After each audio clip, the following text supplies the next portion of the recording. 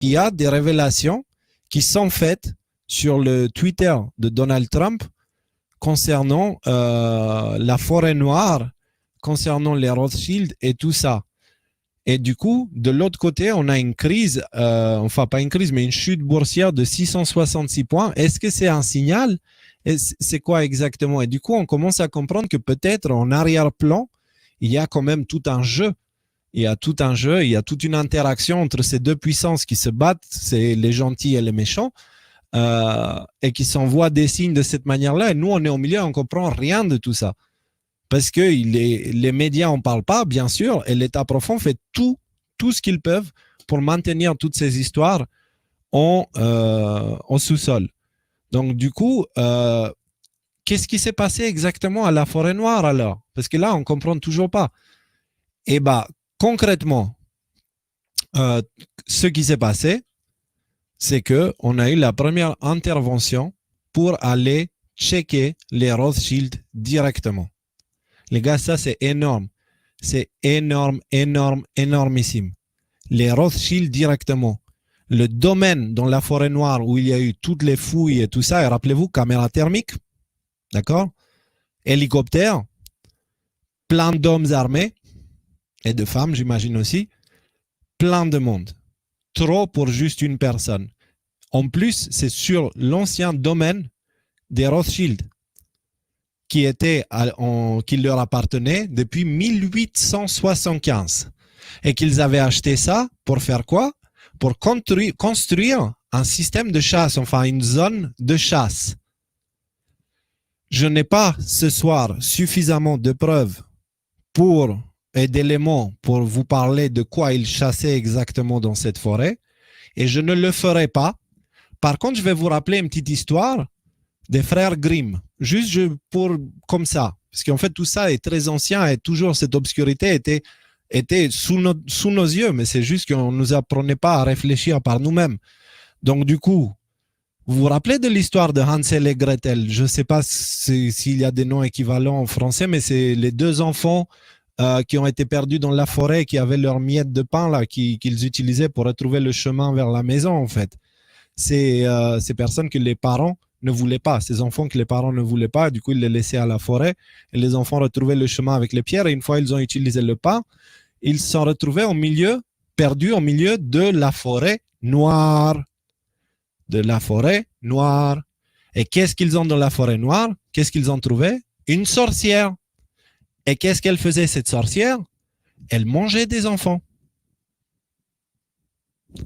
La corruption, elle remonte et elle est beaucoup trop ancienne, les gars. Je pense que la plupart des gens n'ont absolument aucune idée sur quoi on est en train de mettre la main. Là, on parle d'une histoire qu'on raconte aux enfants sans se rendre compte qu'on est en train de parler de quelque chose d'atroce. Donc, Hansel et Gretel se retrouvent perdus dans la forêt noire. Ils croisent une sorcière qui mange des enfants. Les Rothschild achètent cette forêt en 1875 et ils construisent un terrain de chasse complètement fermé, privé. D'accord? Et qu'est-ce qu'ils chassent là-dedans, à votre avis? Donc, du coup, quand j'aurai suffisamment d'éléments, je viendrai pour parler exactement de ce qu'ils faisaient. Pour l'instant, je n'ai pas envie de vous parler si je n'ai pas des éléments à vous fournir pour éviter que moi je passe pour un con et pour éviter que vous passiez pour un con si quelqu'un vous pose la question. Du coup, ça c'est pas rien parce que les Rothschild, intouchables, il faut savoir, ont été touchés, les gars. Les intouchables ont été touchés. Voilà, on va voir un petit peu cette intervention pour une seule personne. Theo, da ist was für Bodenversorgung. Was der Kerl Geld kostet. Donc ça, c'était les voitures de police et bien sûr, on va avoir les hélicos et tout ça. Ouais. Et encore des voitures de police. C'est ouf. Donc, voilà. On a eu ça. C'est pour ça que c'est hyper important. Alors, bien sûr, les gars, on parlait de plein de nouvelles. Je vous ai dit pluie de bonnes nouvelles. Ces choses-là, en fait, elles concernent les affaires qui sont tout là-haut. Tout là-haut. Aller fouiller le terrain des Rothschild en termes de nouvelles, c'est ce qui vaut arrêter 50 réseaux pédocriminels en même temps. c'est vraiment en termes de force d'impact, c'est hyper puissant. C'est vraiment important.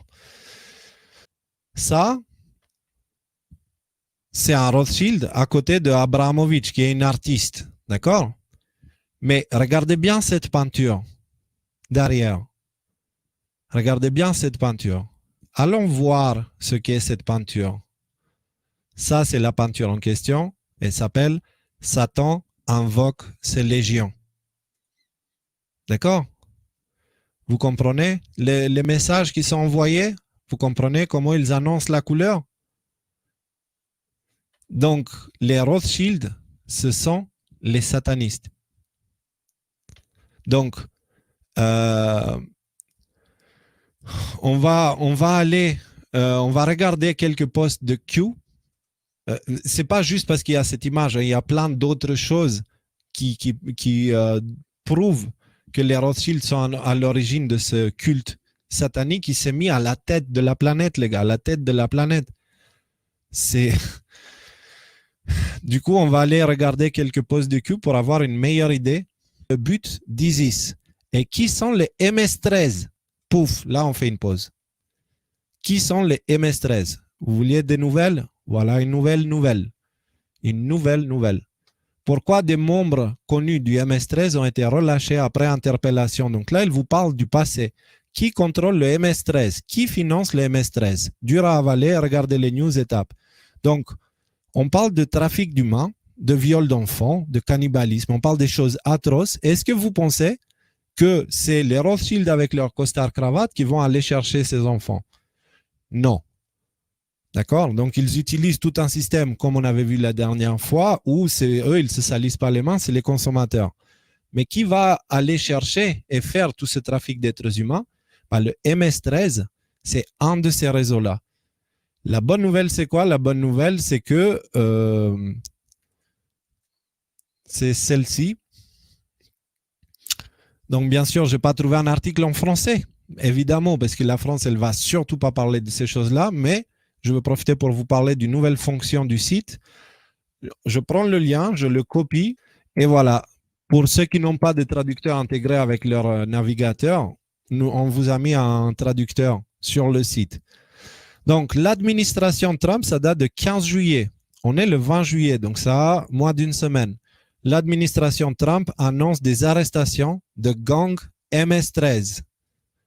Plus de 2 douzaines de chefs présumés et de membres du gang violent MS-13 ont été arrêtés et inculpés, ont annoncé mercredi des responsables dans le cadre d'une opération fédérale d'application de la loi visant à perturber le leadership du groupe criminel.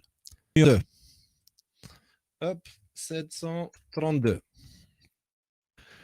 John McCain est un traître. Photo avec des dirigeants d'ISIS. Cette photo a été publiée. Ce sont des dirigeants de Daesh et c'est McCain. Est-ce que vous comprenez l'histoire? Est-ce que vous comprenez ce qu'il a balancé Q le 12 février 2018? Donc, voilà, McCain, il est parti. Depuis qu'il est parti, peu de temps après, on a appris que le chef de Daesh a été arrêté. Du coup, le réseau a été désactivé et tout. Bah oui, bien sûr, c'est lui qui a créé Daesh. Et d'ailleurs, il y a des interviews d'Obama. Je vais essayer de vous trouver des vidéos et les mettre dans un article. Obama le dit lui-même, c'est les États-Unis qui ont créé Daesh. Et ils disent qu'on les forme et qu'on les finance. Donc, sauf que dès que ça a commencé à partir en vrille, on a oublié tout ça et on n'en parlait plus. Ouais, bah, nous, on a une mémoire, on n'oublie pas. On est là pour garder un petit peu les points sur les i et faire en sorte à ce que ça sorte. Parce que les gars, on a besoin. On a besoin que toutes ces choses-là sortent le plus vite possible. Mais encore une fois, moi, personnellement, je garde un œil du côté des États-Unis. C'est parce que c'est là-bas l'épicentre du mal. C'est là-bas où il y a... Et c'est là-bas aussi où il y a le pouvoir qui peut combattre ce mal. D'accord? Donc, voilà. En ce qui concerne McCain. Ensuite, il y a le post 1021. On parlait toujours des Rothschild. Hein. Tout ça pour mettre en lien un petit peu ce que les Rothschild faisaient. Okay? Donc, le pouvoir des Rothschild. Et là, le post 1021 de Q, il nous dit la Banque du Vatican a estimé à 229 milliards de dollars. Est estimé, j'imagine.